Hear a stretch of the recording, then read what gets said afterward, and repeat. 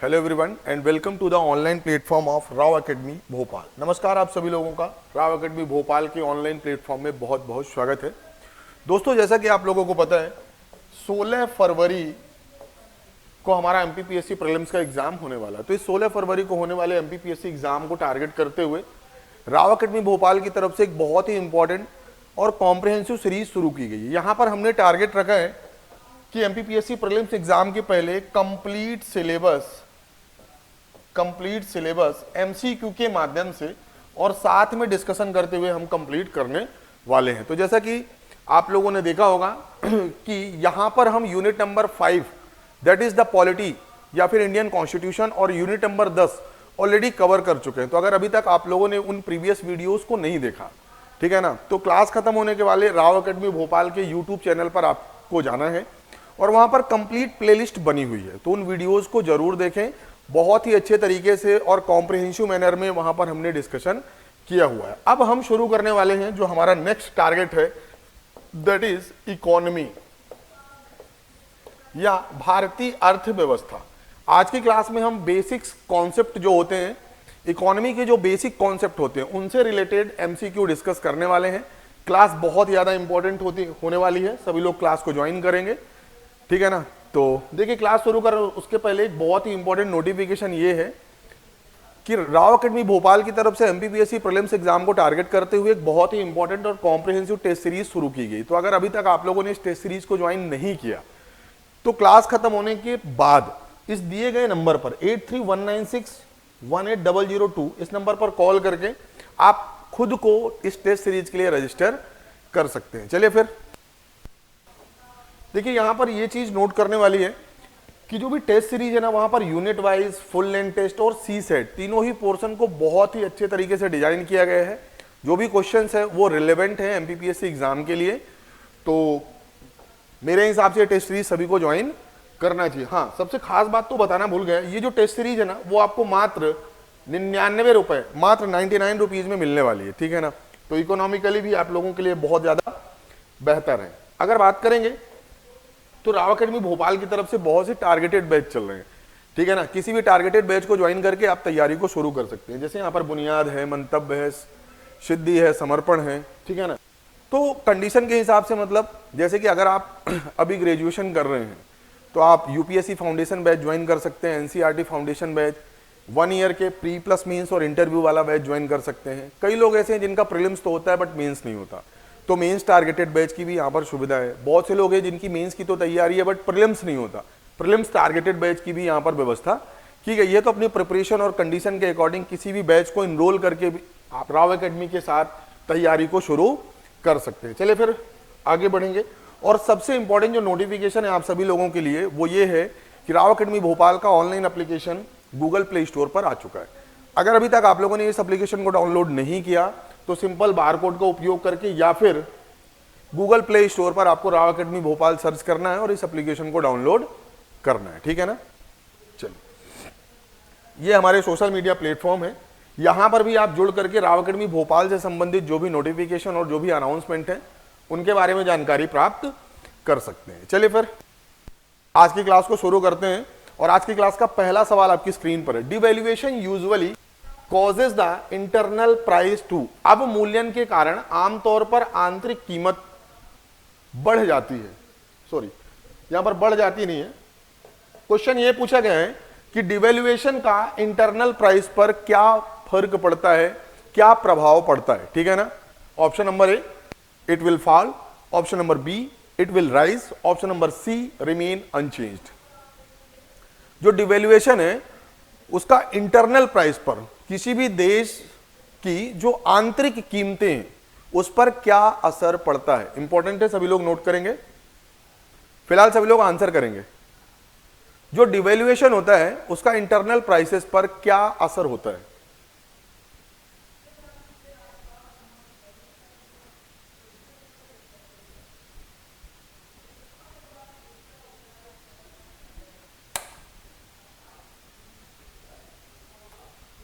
चलिए देखिए, इसका जो करेक्ट आंसर होगा ना option number C, remains unchanged. अब आइए समझते हैं डिटेल से कि आखिर ये डिवैल्यूएशन क्या होता है। देखिए, जो डिवैल्यूएशन होता है इसी को हिंदी में बोलते हैं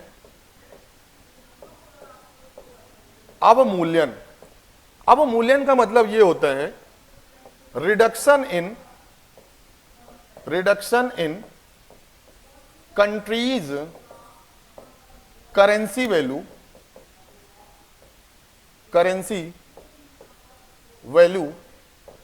इन कंपैरिजन टू अदर कंट्री। किसी भी देश की करेंसी की तुलना में, ठीक है ना, अपने देश की जो करेंसी की वैल्यू है उसे कम करना क्या कहलाता है? डिवैल्यूएशन।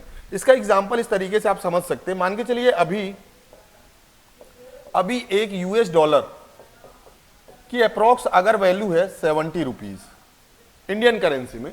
अब अवमूल्यन का मतलब क्या होता है? इस 70 से अगर कितना कर दिया? 50 रुपए। अब एक डॉलर की वैल्यू कितना हो जाएगी? 50 रुपए। तो इसे क्या बोलते हैं? सॉरी, ये तो रिवैल्यूएशन हो गया। अवमूल्यन का मतलब क्या होता है? करेंसी की वैल्यू को घटाना। मतलब पहले 70 था, अब हमने क्या कर दिया? 100 रुपए। अब एक यूएस डॉलर की वैल्यू कितना होगी? 100 रुपए। मतलब हमने अपनी करेंसी की वैल्यू यूएस के कंपैरिजन या यूएस डॉलर के कंपैरिजन में क्या कर दिया? हमने कम कर दिया। That is called devaluation.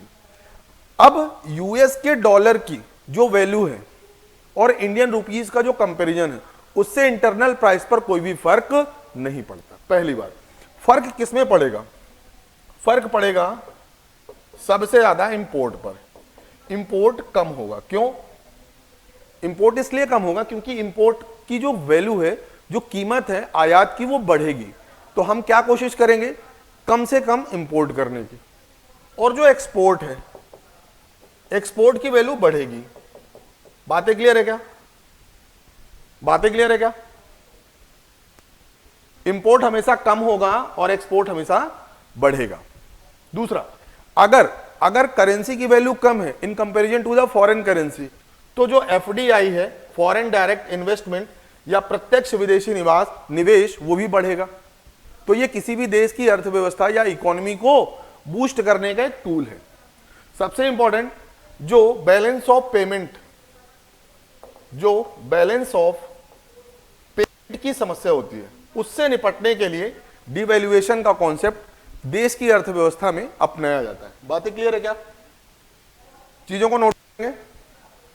अब मेरा सवाल, आज तक इंडियन करेंसी को कितनी बार डिवैल्यूएट किया गया है? किसी को पता है क्या? इंडिया में जो भारतीय रुपी है, इंडियन करेंसी है, उसे कितनी बार हमने डिवैल्यूएट किया है? ठीक है, तो आपका आंसर होना चाहिए सर अभी तक 3 बार हुआ है।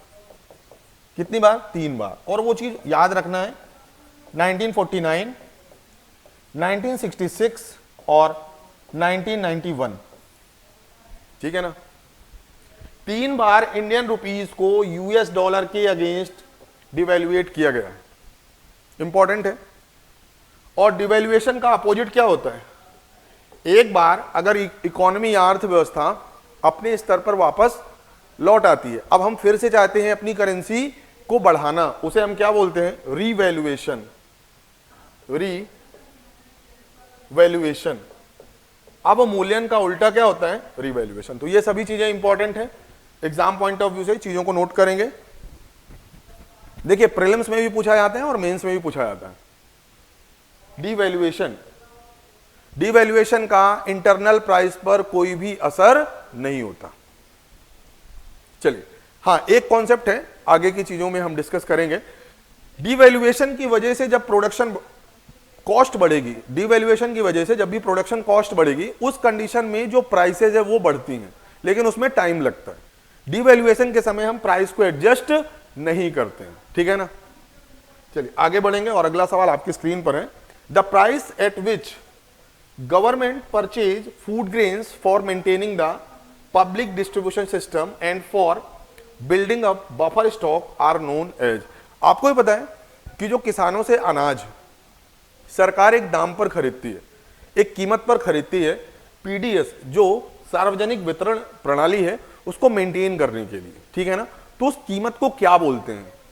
Option number A minimum support price, option number B procurement price, option number C issue price, या फिर ऑप्शन नंबर डी स्क्वाइलिंग प्राइस, जिस कीमत पर सरकार किसानों से अनाज खरीदती है उसे हम क्या बोलते हैं? क्वेश्चन यही है, बहुत ही इंपॉर्टेंट है और बहुत ही सरल है।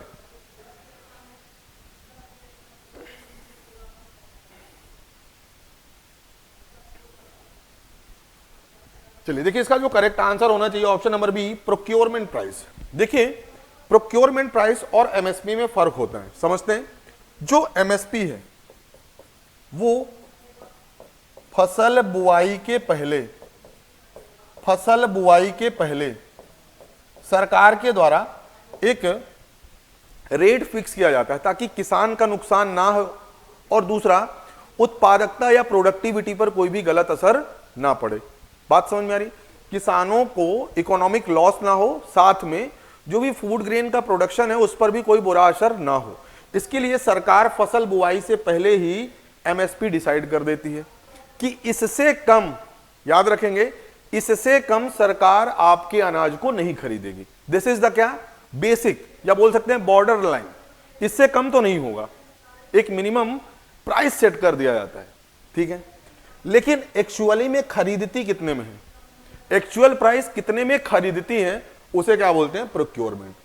मतलब सर ये जो प्रोक्योरमेंट प्राइस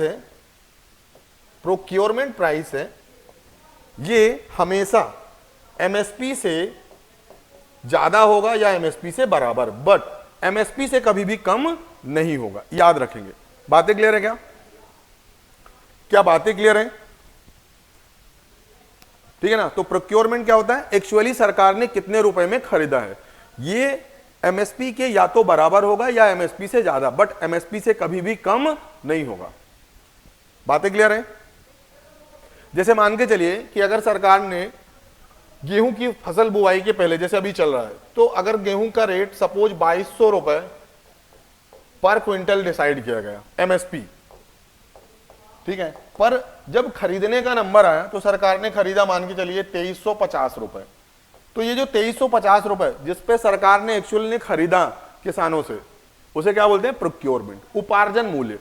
और ये क्या है, समर्थन मूल्य, एमएसपी बोलते हैं, ठीक है। चलिए आगे बढ़ेंगे और अगला सवाल आपकी स्क्रीन पर है। Which one of the following agencies of the Indian government implements the price support scheme? सरकार की निम्नलिखित में से कौन सी एजेंसी मूल्य समर्थन योजना को क्रियान्वित करती है? एक योजना है, एक स्कीम है, प्राइस सपोर्ट स्कीम, ठीक है ना, प्राइस सपोर्ट स्कीम, ठीक है ना।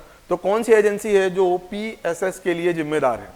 विच of the following government agencies implements price support scheme? बहुत इंपॉर्टेंट क्वेश्चन है। ऑप्शन नंबर ए है FCI, food corporation of India. Option number B है नाफेड।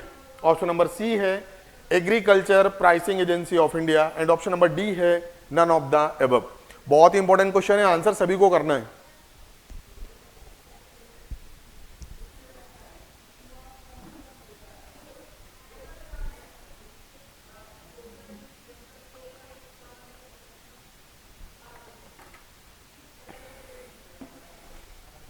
चलिए देखिए इसका जो करेक्ट आंसर होगा ना, option number B, NAFED.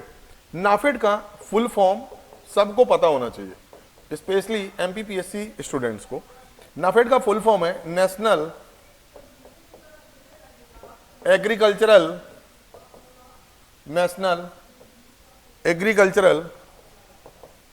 Federation of India. National agricultural, यहां पर मार्केटिंग लिखेंगे, national agricultural marketing federation of India. Important है, नोट करेंगे।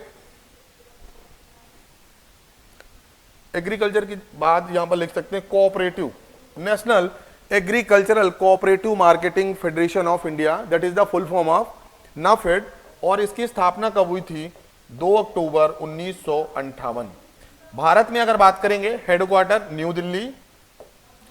और भारत में जो पीएसएस स्कीम है, प्राइस सपोर्ट स्कीम, उसके इंप्लीमेंटेशन की जिम्मेदारी किसकी है? नाफेड की। नाफेड का वैसा अगर ओवरऑल जो फंक्शन है, तो केवल एक चीज याद रखना है, कोऑर्डिनेशन ऑफ एग्रीकल्चर मार्केट,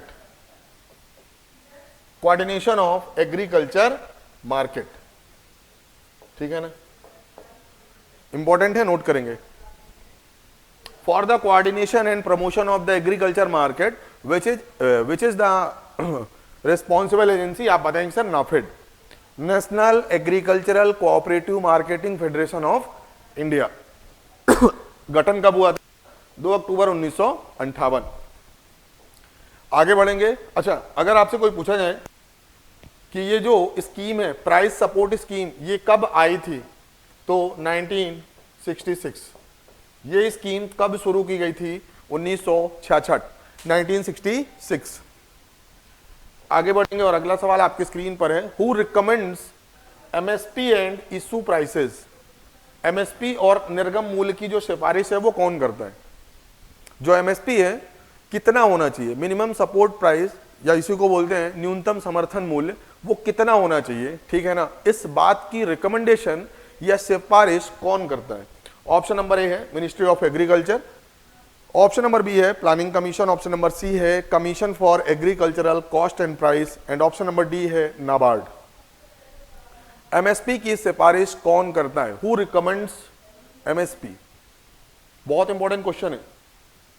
चलिए, इसका जो करेक्ट आंसर होना चाहिए option number C, CACP, commission या इसी को बोलते हैं CACP, commission on agriculture and cost and prices, commission for the agricultural cost and prices, ठीक है।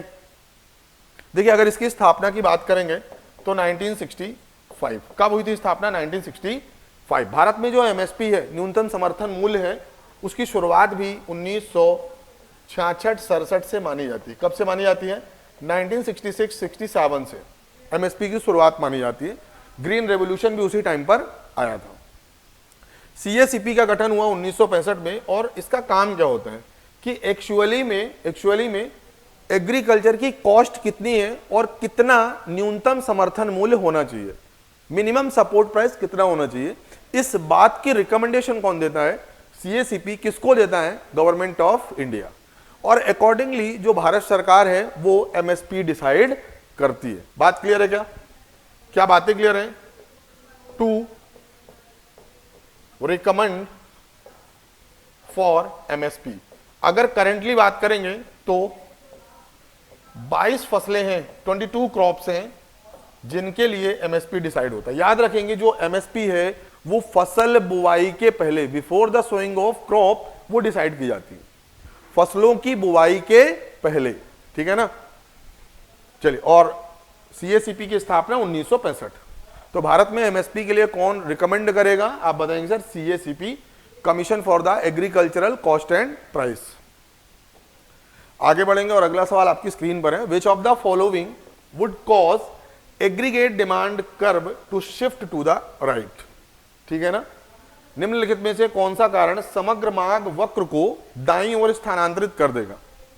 An increase in purchase by the federal government, increase in real interest rate, an appreciation of the American dollar, और decrease in the money supply. जो aggregate demand curve है उसे right तरफ अगर shift करना है तो उसका मेजर कॉज क्या होगा? ठीक है,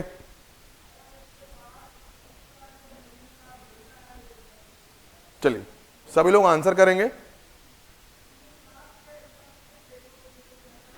देखिए, इसका जो करेक्ट आंसर होना है, सभी लोग पहले आंसर करेंगे, फिर मैं आपको बताता हूं कि आखिर एग्रीगेट डिमांड कर्व है क्या।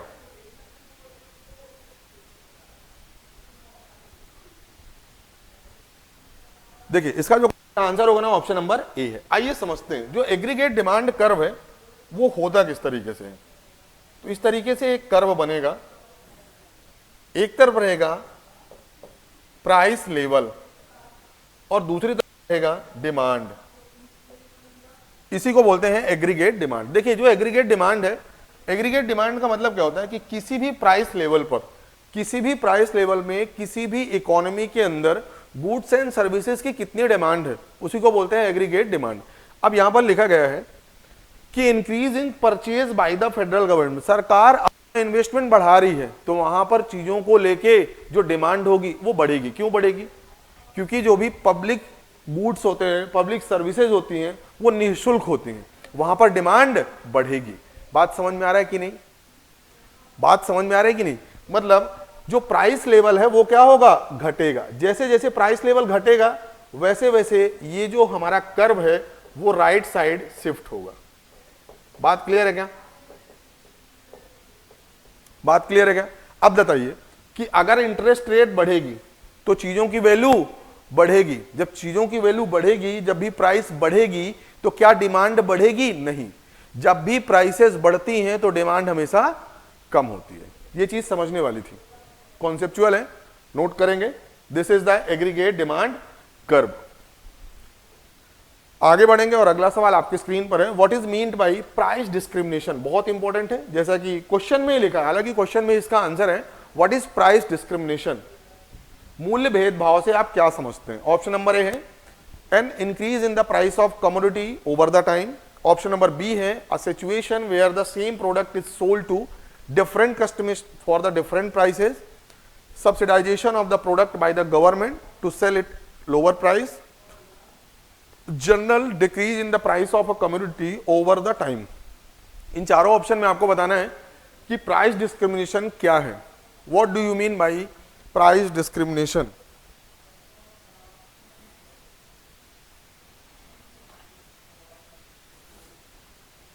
चलिए, बहुत ही अच्छा सवाल है, आंसर सभी को करना है।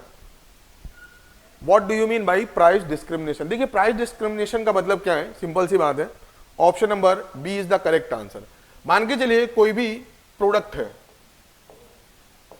है, इसके लिए दो कस्टमर है, एक ए है एक बी है। अगर आप दोनों कस्टमर को डिफरेंट प्राइस पर सेल कर रहे हो, बेच रहे हो, जैसे एक को आपने दिया 30 रुपए में, दूसरे को आपने दिया 300 रुपए में, इसी को आप क्या बोलते हैं? Price discrimination. क्या बोलते हैं? Price discrimination. अगर सेम प्रोडक्ट दो लोग या दो से अधिक कंज्यूमर्स को आप दे रहे हैं या डिफरेंट डिफरेंट कंज्यूमर्स को दे रहे हैं और हर बार जो प्राइस है वो डिफरेंट है, उसी को हम क्या बोलते हैं? Price discrimination. क्या बोलते हैं? Price discrimination. इंपॉर्टेंट है, सभी लोग नोट करेंगे, ठीक है ना। और ये जो प्राइस डिस्क्रिमिनेशन का कॉन्सेप्ट है वो सब्सिडी से ही संबंधित है। किससे संबंधित है? सब्सिडी से। जैसे देखते होंगे जो बीपीएल फैमिलीज हैं उनके लिए एलपीजी सिलेंडर की जो प्राइस है वो अप्रॉक्स 400 रुपए के आसपास है, और वही एलपीजी सिलेंडर जो बीपीएल फैमिली से नहीं आते हैं उनके लिए वो 1100 रुपए का है। तो सेम सिलेंडर है बट प्राइस अलग अलग है कि नहीं है? This is the price discrimination. Important है, नोट करेंगे सभी लोग। जैसे, ठीक है, बट याद रखेंगे जो सब्सिडी होती है ना वो केवल और केवल पब्लिक गुड्स एंड सर्विसेज में ही आपको ज्यादातर देखने के लिए मिलेगी, ठीक है। चलिए आगे बढ़ेंगे और अगला सवाल आपकी स्क्रीन पर है, Brent index is associated with. जो ब्रेंट सूचकांक है उसका संबंध किससे है? Crude oil, copper future prices, gold future prices, shipping rate index. जो ब्रेंट इंडेक्स है उसका संबंध किससे है? बहुत ही अच्छा सवाल है, बहुत ही इंपॉर्टेंट क्वेश्चन है। Brent index is associated with,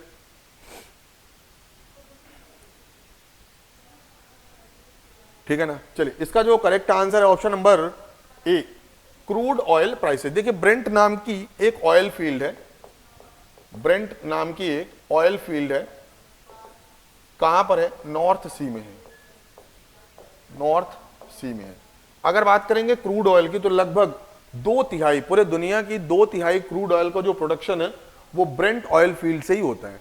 तो क्रूड ऑयल का जो प्राइस है उसी से रिलेटेड ब्रेंट इंडेक्स है। बातें क्लियर है क्या? तो ब्रेंट इंडेक्स का संबंध किससे है? क्रूड ऑयल की प्राइसेस से है। बहुत इंपॉर्टेंट है, बहुत इंपॉर्टेंट है, चीजों को नोट करते चलेंगे। चलिए आगे बढ़ेंगे और अगला सवाल आपकी स्क्रीन पर है, द इनकम इलास्टिसिटी। बहुत ही अच्छा कॉन्सेप्ट है, ध्यान से चीजों को समझेंगे। Income elasticity of demand for inferior goods is. जो घटिया वस्तुएं होती हैं उनकी जो मांग की आय का जो लोच है, मांग की आय का लोच, income elasticity of the inferior goods, वो कैसा होता है? Less than 1, less than 0, equal to 1 या ग्रेटर देन 1। बहुत ही अच्छा क्वेश्चन है। Income elasticity, income elasticity for the inferior goods, income elasticity for the inferior goods, बहुत ही अच्छा सवाल है, समझेंगे डिटेल से। देखिए इसका जो करेक्ट आंसर होगा लेस देन जीरो, मतलब ये हमेशा निगेटिव होती है। Income elasticity for the inferior goods वो हमेशा क्या होती है, निगेटिव होती है। समझते हैं कि आखिर इनकम इलास्टिसिटी है क्या। इनकम इलास्टिसिटी का मतलब क्या होता है, चेंज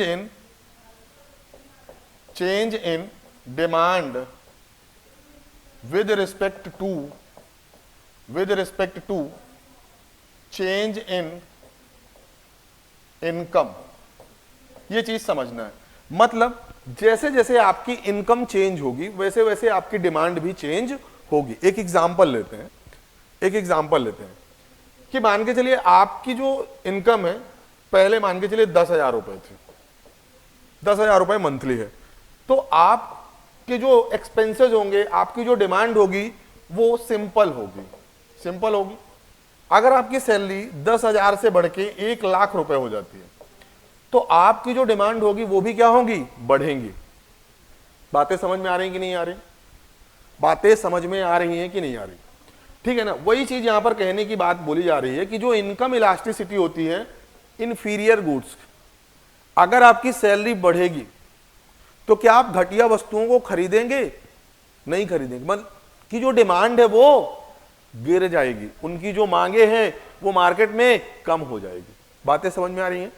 तो इनकम इलास्टिसिटी हमेशा जो इंफीरियर गुड्स होते हैं उनकी क्या होती है, निगेटिव होती है, उनकी डिमांड कम होती है मार्केट में। दूसरी चीज, जो बेसिक चीजें हैं, बेसिक चीजें मतलब जैसे खाना है, कपड़े हैं, ठीक है ना, तो उनकी जो डिमांड है, अगर बात करेंगे नॉन लग्जीरियस, उनकी वैल्यू हमेशा 0 से 1 के बीच में होती है। क्या होती है? 0 से 1 के बीच में।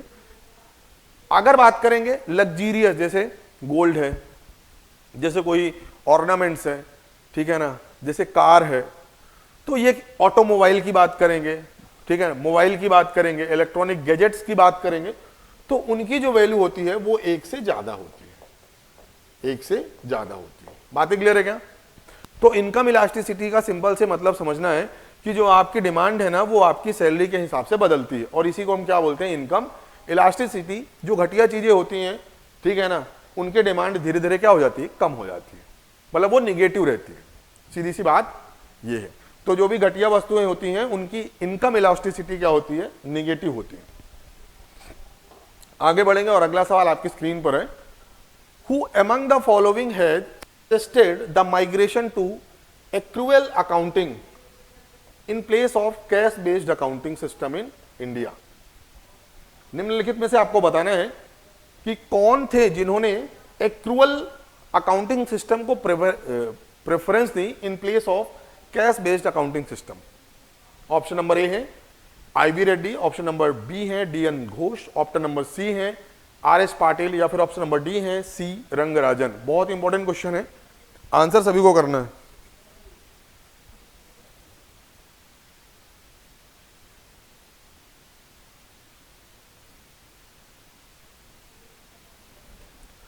चलिए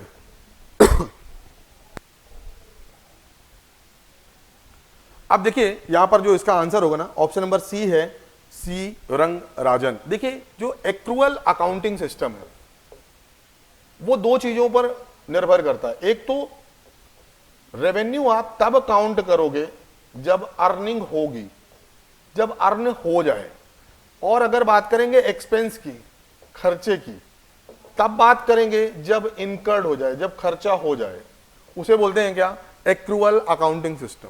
लेकिन कैश बेस्ड अकाउंटिंग सिस्टम में क्या होता है, कैश एक तरफ अगर रिसीव हो गया मतलब आपने इसे रेवेन्यू में काउंट कर लिया, और दूसरा अगर बात करेंगे कि एक्सपेंस तब काउंट करेंगे जब वो पेड हो जाएगा, पेमेंट हो जाएगा, ठीक है ना।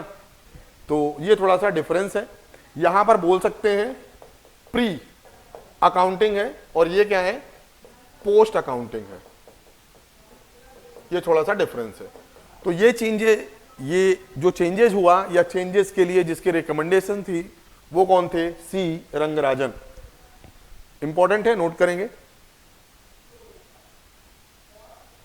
चलिए आगे बढ़ेंगे और अगला सवाल आपकी स्क्रीन पर है। Which one of the following terms it is used in economics to denote a technique for avoiding risk by making a counter acting transactions. बहुत इंपॉर्टेंट है। निम्नलिखित में से कौन सा शब्द अर्थशास्त्र में एक प्रतिकूल लेन देन करके जोखिम से बचने की तकनीक को दर्शाने के लिए प्रयोग किया जाता है? बहुत ही अच्छा क्वेश्चन है। पहले को बोलते हैं डंपिंग, हेजिंग, डिस्काउंटिंग या फिर डिफ्लेटिंग। ठीक है ना, कोई भी व्यापार है या कोई भी मान के चलिए आपके पास शेयर्स है या कोई भी आपका इन्वेस्टमेंट है, ठीक है ना, तो उस इन्वेस्टमेंट में होने वाले नुकसान से बचने के लिए आप एक टेक्निक का यूज करते हैं, उसको क्या बोलते हैं? ठीक है, टू रिड्यूस द रिस्क।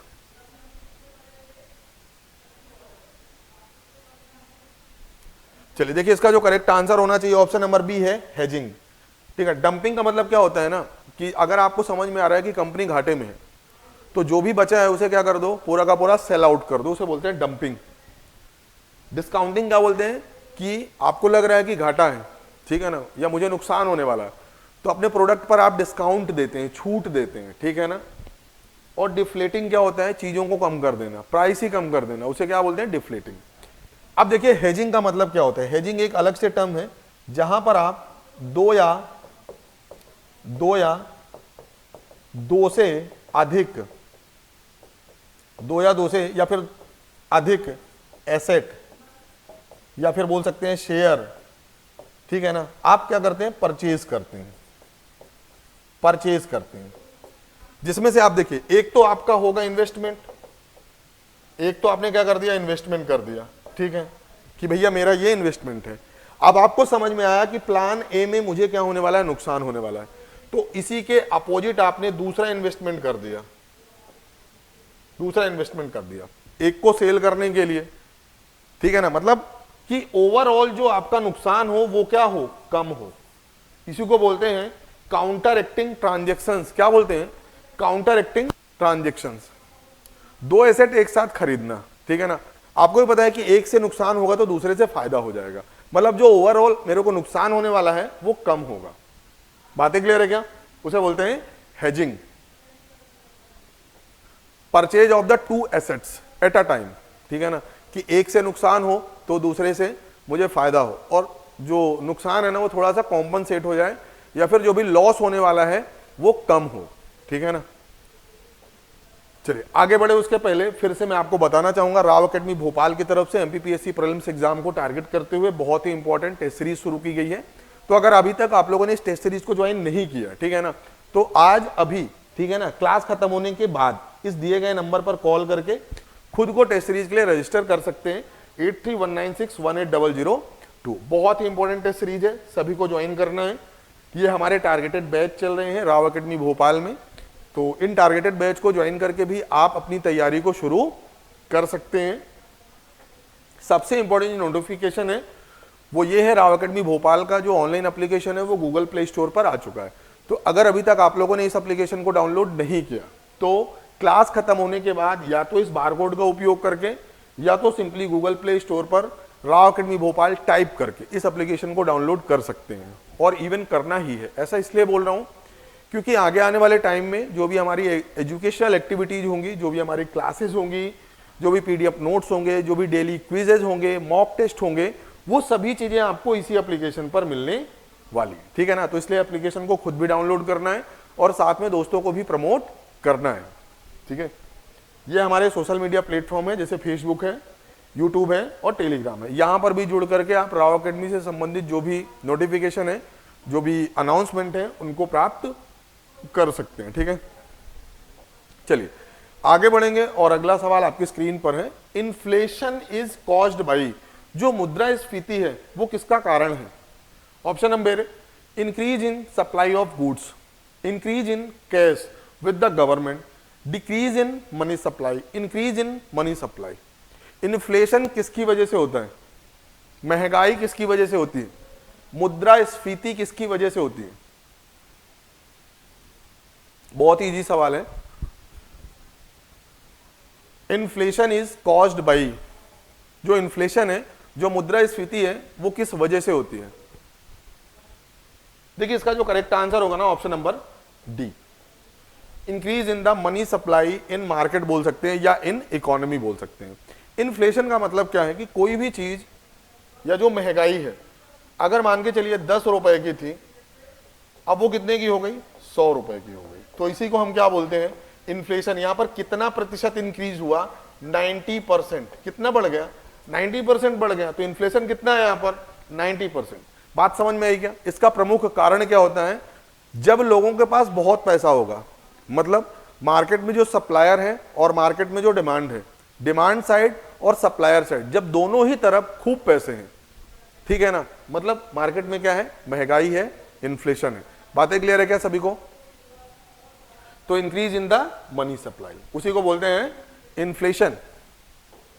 आगे बढ़ेंगे। The term stagflation refers to a situation where, मुद्रास्फीति या इसी को बोलते हैं मंदी, शब्द से तात्पर्य ऐसी स्थिति से है। मतलब स्टैगफ्लेशन की वो आपसे डेफिनेशन पूछ रहे हैं। इन चारों ही ऑप्शन में स्टैगफ्लेशन की डेफिनेशन लिखी हुई है। पहले पढ़ते हैं। Growth has no relation with the change in price, rate of growth and price both are decreasing, rate of growth is faster than the rate of price increase, rate of growth is slower than the rate of price increase. सीधी stagflation का मतलब क्या है? इन चारों में से आपको बताना है।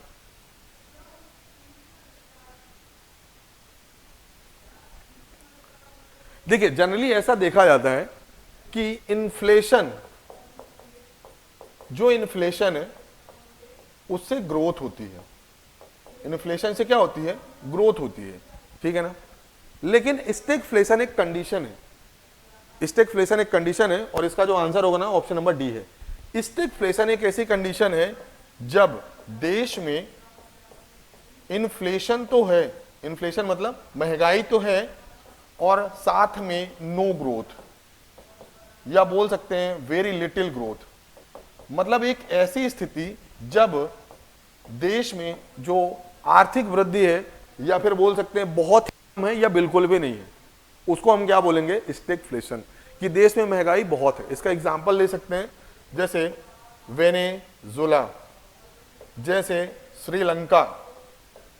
लोगों के पास पैसे तो बहुत हैं बट इकोनॉमिक एक्टिविटीज बहुत कम है, आर्थिक वृद्धि, आर्थिक विकास बहुत कम है, लोगों के पास रोजगार नहीं है। बातें समझ में आई क्या? चलिए, और इन्फ्लेशन को कंट्रोल करना किसकी जिम्मेदारी है? ये आरबीआई की भी जिम्मेदारी है और ये गवर्नमेंट की भी जरूर। आरबीआई के पास मॉनेटरी पॉलिसी है, मौद्रिक नीति है, और गवर्नमेंट के पास फिस्कल पॉलिसी है, जिसे आप लोग बोलते हैं टैक्सेशन। बातें क्लियर है क्या? तो चलिए, स्टैगफ्लेशन एक ऐसी सिचुएशन है जब इन्फ्लेशन तो है, मतलब देश में मुद्रास्फीति या महंगाई भी है बट आर्थिक विकास बहुत कम है। चलिए आगे बढ़ेंगे और अगला सवाल आपकी स्क्रीन पर है। Inflation in India is measured on which of the following induction, मतलब मुद्रास्फीति भारत में किस इंडेक्स या किस सूचकांक के आधार पर निर्धारित किया जाता है? Cost of living index, consumer price index, gross domestic product, या फिर होलसेल प्राइस इंडेक्स। किस सूचकांक के आधार पर इन्फ्लेशन डिसाइड किया जाता है? चलिए देखिए, इसका जो correct answer option number D है, होलसेल प्राइस इंडेक्स। इंपॉर्टेंट है, भारत में जो इन्फ्लेशन है वो किसके आधार पर डिसाइड किया जाता है? Wholesale price index. इंपॉर्टेंट है, सभी लोग नोट करेंगे। आगे बढ़ेंगे और अगला सवाल आपकी स्क्रीन पर है। When the prices of commodities, goods and services start declining consistently then phenomena is known as, मतलब अगर प्राइसेस बढ़ रही हैं तो उसे हम बोलते हैं इन्फ्लेशन। अगर प्राइसेस बढ़ रही हैं, कंटिन्यूअसली बढ़ रही हैं, तो उसे हम क्या बोलते हैं? इन्फ्लेशन। और इसी का उल्टा क्या कहलाता है? अगर जो प्राइसेस हैं वो कंटिन्यूअसली घट रही हैं, उसे हम क्या बोलेंगे? इन्फ्लेशन का उल्टा क्या कहलाएगा? ऑप्शन नंबर ए है discount field, option number B है डिफ्लेशन, ऑप्शन नंबर सी है नेगेटिव ग्रोथ, या फिर ऑप्शन नंबर डी है मार्केट कैपिटलिज्म। क्या कहलाएगा? आंसर सभी को करना है।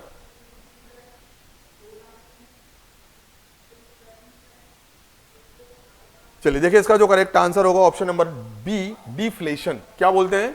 डिफ्लेशन। जब भी प्राइसेस कम हो किसी भी अर्थव्यवस्था में, उसे क्या बोलते हैं? डिफ्लेशन। क्या बोलते हैं? डिफ्लेशन। ठीक है ना। चलिए आगे बढ़ेंगे और अगला सवाल आपकी स्क्रीन पर है। The basis of determining the dearness allowance to government employ in India is. आपको भी पता है जो सरकारी कर्मचारी होते हैं उनको डियरनेस अलाउंस, डीए बोला जाता है। ठीक है ना। तो डियरनेस अलाउंस जो महंगाई भत्ता है वो दिया जाता है। तो महंगाई भत्ता निर्धारित करने के लिए किस सूचकांक का उपयोग करते हैं? कौन सा पैरामीटर है जो सरकार यूज करती है जब भी डियरनेस अलाउंस डिसाइड किया जाता है? ठीक है ना। National income, consumer price index, standard of living या पर कैपिटा इनकम? कौन सा पैरामीटर है जो डियरनेस अलाउंस या डीए डिसाइड करने में सरकार के द्वारा यूज में लाया जाता है? बहुत ही अच्छा क्वेश्चन है। देखिए इसका जो करेक्ट आंसर होगा option number B, consumer price index. Consumer बहुत इंपॉर्टेंट है। डीए या डियरनेस अलाउंस इज फिक्स्ड, ठीक है ना, is determined on the basis of consumer price index. Important है। कंज्यूमर प्राइस इंडेक्स और इन्फ्लेशन के लिए होलसेल प्राइस इंडेक्स का उपयोग करते हैं। ये दो चीजें आपको याद रखना है। आगे बढ़ेंगे और अगला सवाल आपकी स्क्रीन पर है। बहुत अच्छा सवाल है। Which of the following steps will result in containing inflation? मतलब जो मुद्रास्फीति है, महंगाई है, उसको नियंत्रित करने में कौन कौन सी चीजें, ठीक है ना, या कौन कौन से पैरामीटर हैं जो नियंत्रित करने में सहायक होंगे? पहला है increasing CRR, decreasing SLR, statutory liquidity ratio, permitting central और state agency to import duty free pulse and sugar. Important है। आइए समझते हैं, एक एक चीजों को समझना है। देखिए एक तरफ होती है मार्केट, एक तरफ होता है मार्केट। अब मार्केट में महंगाई है मतलब इन्फ्लेशन है, ठीक है ना। और एक तरफ होता है आरबीआई, एक तरफ कौन है? आरबीआई, एक तरफ है मार्केट, और बीच में कौन होते हैं? Commercial bank. कौन होते हैं? Commercial bank. कॉमर्शियल बैंक किससे पैसे लेंगे? आरबीआई से। और फिर कॉमर्शियल बैंक से पैसा कहां पर जाएगा? मार्केट में। कुछ ये मैकेनिज्म है।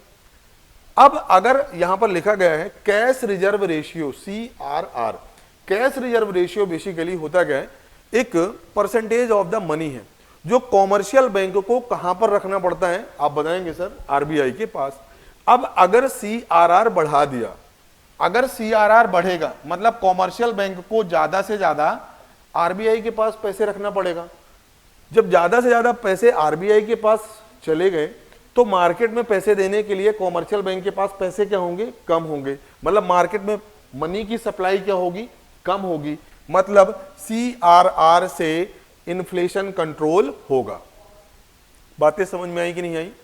CRR मतलब क्या है? इट इज अ रेशियो या percentage of the money which is kept with RBI by the commercial bank. Commercial bank RBI के पास कुछ अमाउंट रखते हैं, उसी को बोलते हैं cash reserve ratio.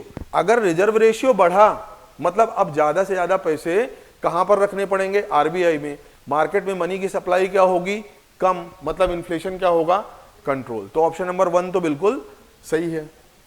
Statutory liquidity ratio, ये क्या है कि जो भी बैंक होते हैं उनको स्टेचुअरी लिक्विडिटी का मतलब गवर्नमेंट सिक्योरिटीज होती हैं, गवर्नमेंट सिक्योरिटीज होती हैं, जैसे बॉन्ड्स होते हैं, इनके फॉर्म में भी आरबीआई के पास रखना पड़ता है, पैसे रखना पड़ता है, मनी रखना पड़ता है, ठीक है ना। गवर्नमेंट सिक्योरिटीज हैं, बॉन्ड्स हैं, वो रखना पड़ता है आरबीआई के पास। तो यहां पर सवाल पूछा गया है कि एसएलआर को अगर कम कर दिया गया, अगर एसएलआर कम हुआ मतलब कॉमर्शियल बैंक के पास जो गवर्नमेंट सिक्योरिटीज हैं अब वो कम होंगी, मतलब पैसे ज्यादा होंगे। पैसे ज्यादा होंगे तो वो कहां पहुंच जाएंगे? मार्केट में। मतलब मार्केट में मनी फ्लो क्या हुआ? बढ़ गया। तो ये वाला ऑप्शन क्या है? गलत है। इससे तो और महंगाई बढ़ेगी, इन्फ्लेशन और बढ़ेगा। तो ऑप्शन नंबर दूसरा क्या है, गलत है। तीसरा समझते हैं, permitting central and state agencies to import duty free. यहां पर लिखा है ड्यूटी फ्री, मतलब जो भी सेंट्रल और स्टेट एजेंसीज हैं अब उन पर कोई भी टैक्स नहीं लगेगा अगर वो दाल और शक्कर का इंपोर्ट करते हैं। जब शक्कर और दाल पर इंपोर्ट या टैक्स नहीं लगेगा, मतलब ये क्या होंगी, सस्ती होंगी। सस्ती होंगी कि नहीं होंगी, सस्ती होंगी, मतलब मार्केट में महंगाई क्या होगी, कम होगी। बातें समझ में आई कि नहीं आई? तो जो तीसरा ऑप्शन है वो भी सही है। बातें क्लियर है क्या? तो हमारा आंसर क्या होगा, 1 and 3, option number B will be the correct answer. SLR अगर कम होगा मतलब मार्केट में क्या है, इन्फ्लेशन बढ़ेगा। CRR अगर बढ़ेगा मतलब मार्केट में इन्फ्लेशन कंट्रोल होगा। ठीक है ना? चलिए आगे बढ़ेंगे और अगला सवाल आपकी स्क्रीन पर है। Consider the following statements. पहला, inflation benefits debtor, inflation benefits bond holder. Bond holder या इसी को बोलते हैं बोरोवर। ठीक है ना? सॉरी, बॉन्ड होल्डर मतलब क्या होता है, जो उधार देते हैं, जो उधार देते हैं इन्हीं को बोलते हैं लेंडर। बॉन्ड होल्डर मतलब लेंडर या जो उधार देते हैं। सीधी सी बात है, इन्फ्लेशन से किसको फायदा होगा, डेप्टर मतलब जो उधार ले रहे हैं, उधार लेने वाले को या फिर उधार देने वाले को, किसको फायदा होगा? 2 only, 1 only, 1 and 2, neither 1 nor 2। बहुत अच्छा सवाल है, अभी हम समझेंगे। जो डेप्टर होंगे या फिर जो बोरोवर होंगे, किसको फायदा होगा, चीजों को अच्छे से समझेंगे।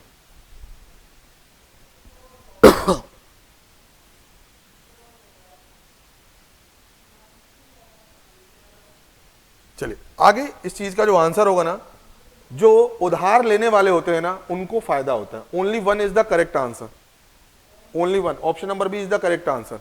जिसका भी हो वो बिल्कुल सही है। आइए समझते हैं डिटेल से, ध्यान से समझते हैं। मान के चलिए इसका जो करेक्ट आंसर होगा ना ऑप्शन नंबर बी है, ए ओनली। अब मान के चलिए एक तरफ है बोरोवर जिसने उधार लिया, एक तरफ है लेंडर जिन्होंने उधार दिया। अब किसी समय की बात है, उधार लेने वाले ने लिया 100 रुपए। ठीक है, कितना लिया, 100 रुपए लिया बोरोवर ने, बात समझना। और इसके बदले में इन्होंने 100 रुपए का गोल्ड या कोई भी चीज, या बोल सकते हैं जो भी सिक्योरिटी है, या बोल सकते हैं जो भी शेयर है, जो भी, ठीक है ना, या फिर जो भी बॉन्ड है वो इन्होंने रख लिया। बात समझ में आई क्या? मैंने क्या बोला कि सर एक व्यक्ति उधार लेना चाहता है, वो उधार देने वाले के पास गया और 100 रुपए उसने उधार लिया, बदले में उसने 100 रुपए का गोल्ड या सोना रख दिया। मान के चलिए इनके बीच में बॉन्ड हुआ कि 1 साल बाद वापस करेंगे। 1 साल वापस करेंगे, कितना, 150 रुपए। 150 रुपए पे बात हुई। मार्केट में 1 साल में क्या हुआ, इन्फ्लेशन हुआ। इन्फ्लेशन मतलब महंगाई हुई। तो यहां पर अब ये व्यक्ति कितना वापस करेगा, 150 रुपए। कितना वापस करेगा, 150 रुपए। और यहां पर ये जो गोल्ड या फिर जो भी बॉन्ड रखा है वो इनको वापस कर देगा। तो लेंडर या उधार देने वाले को 1 साल में कितना मिला, 150 रुपए। कितना मिला, 150 रुपए। लेकिन उस दौरान जो गोल्ड या बॉन्ड की वैल्यू है वो बढ़ चुकी है। क्यों? क्योंकि मार्केट में इन्फ्लेशन है। तो अल्टीमेटली नुकसान किसका हुआ, जो भी उधार देने वाले हैं, उधार लेने वाले नहीं। ठीक है ना? तो इसका जो भी आंसर होगा ना option number B, only borrower या फिर ओनली डेप्टर बोलते हैं। चलिए आगे बढ़ेंगे और अगला सवाल आपकी स्क्रीन पर है। डिसइन्वेस्टमेंट इज, बहुत इंपॉर्टेंट क्वेश्चन है। हिंदी में क्या बोलते हैं, विनिवेश। Offloading of the shares of private companies to the government, offloading of government share to the private company, increase in investment, closing down of business concern. ठीक है ना? डिसइन्वेस्टमेंट का क्या मतलब होता है, what do you mean by disinvestment?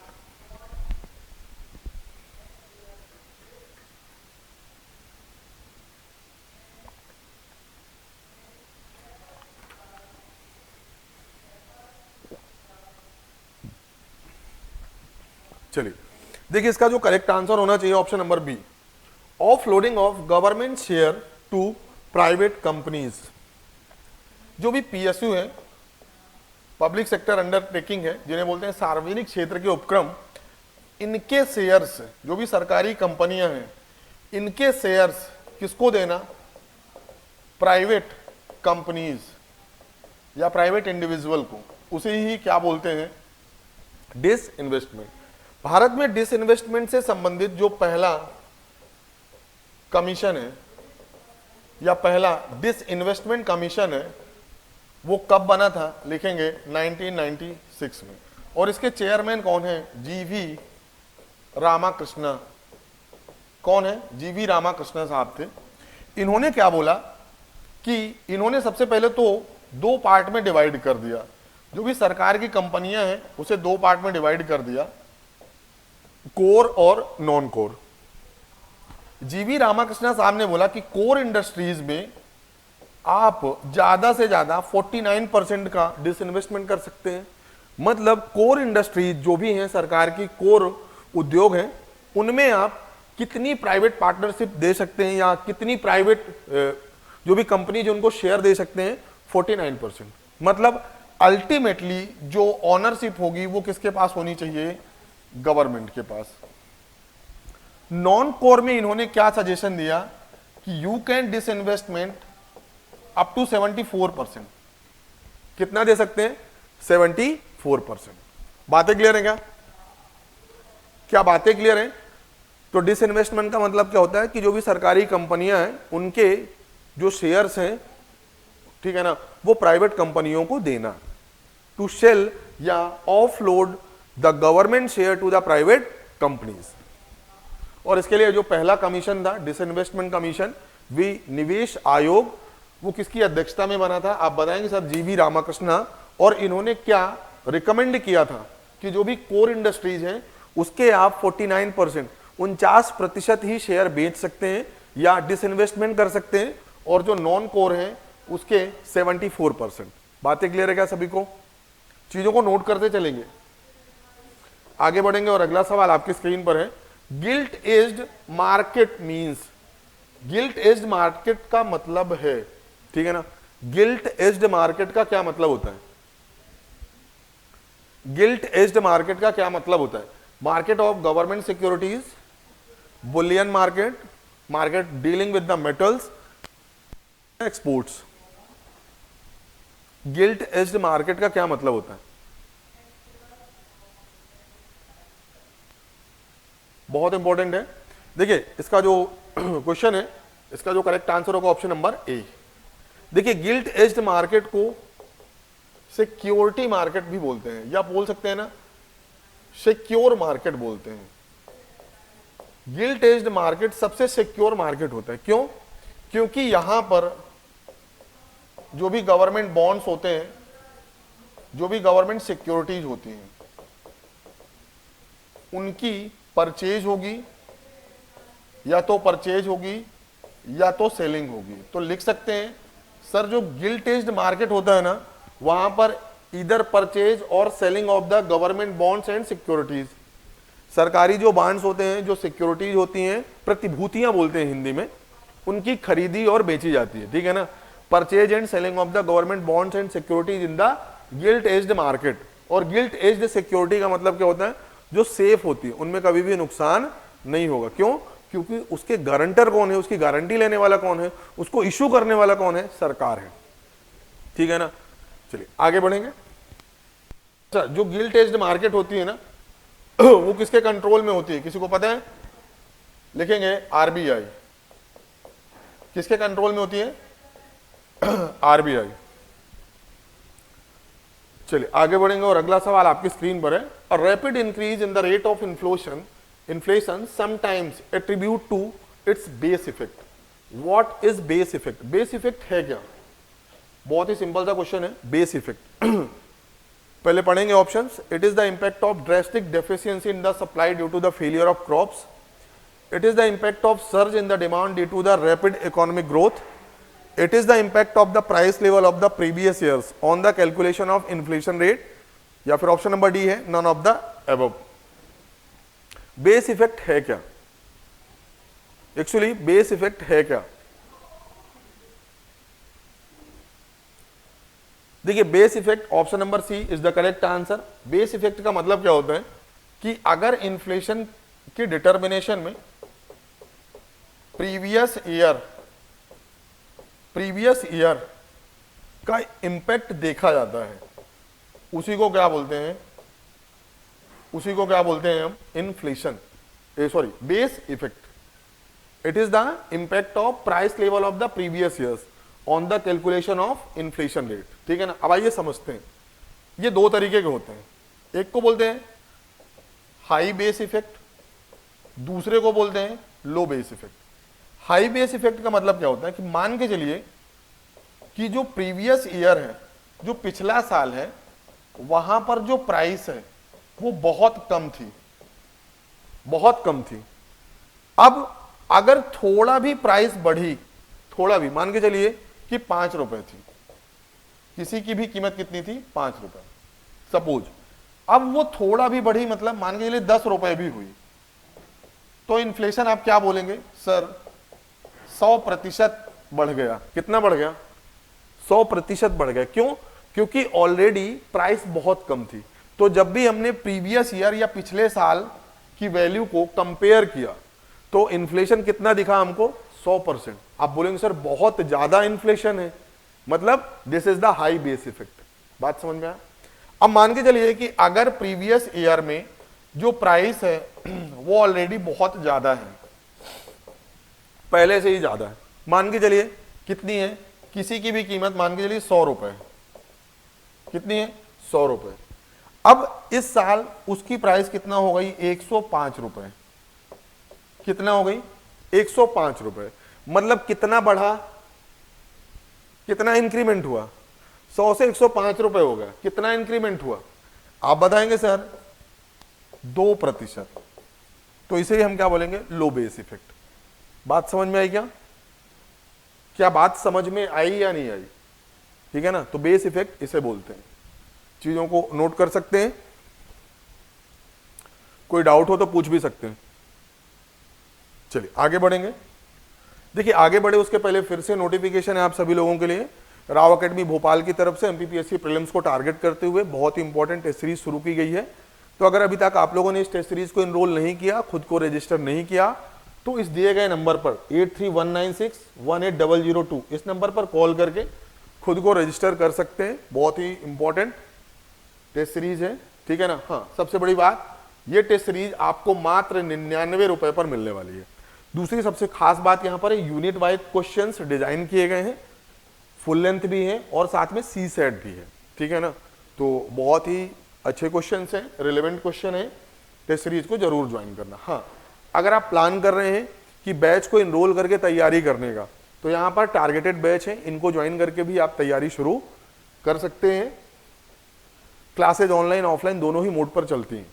ये हमारा जो एप्लीकेशन है वो गूगल प्ले स्टोर पर आ चुका है। तो अगर अभी तक आप लोगों ने इस एप्लीकेशन को डाउनलोड नहीं किया तो इस बार कोड का उपयोग करके या फिर सिंपली गूगल प्ले स्टोर पर राव अकेडमी भोपाल आप सर्च करेंगे, ये एप्लीकेशन आपको मिलेगा। तो खुद भी डाउनलोड करना है और साथ में अपने जो दोस्त हैं उनको भी प्रमोट करना है। ठीक है? आगे से जो भी हमारी क्लासेज होंगे ना, वो इसी राव अकेडमी भोपाल के एप्लीकेशन पर होंगी। ठीक है ना? ये हमारे सोशल मीडिया प्लेटफॉर्म है, यहाँ पर जुड़ करके भी आप राव अकेडमी भोपाल से संबंधित जो भी नोटिफिकेशन है, जो भी अनाउंसमेंट है, वो प्राप्त कर सकते हैं। तो देखिए आज का ये जो सेशन था, आज की जो क्लास है वो यहीं पर कंप्लीट होती है। आज हमने बेसिक कॉन्सेप्ट ऑफ इकोनॉमी, जैसे प्रॉफिट लॉस है, मार्केट है, डिमांड है, ठीक है ना, इन्फ्लेशन है, इससे संबंधित बहुत ही रेलेवेंट क्वेश्चन यहाँ पर डिस्कस किया। ठीक है ना? और आगे भी इसी तरीके से पूरा का पूरा इकोनॉमी हम एमसीक्यू के माध्यम से कंप्लीट करेंगे। सो आज की क्लास को यहीं पर समाप्त करते हैं। आई होप आप लोगों को आज का ही सेशन, आज की क्लास बहुत अच्छी लगी होगी। तो क्लास को लाइक करना है, चैनल को सब्सक्राइब करना है और सबसे इंपॉर्टेंट दोस्तों के साथ ज़्यादा से ज़्यादा शेयर करना है। So thank you class and wish you all the best.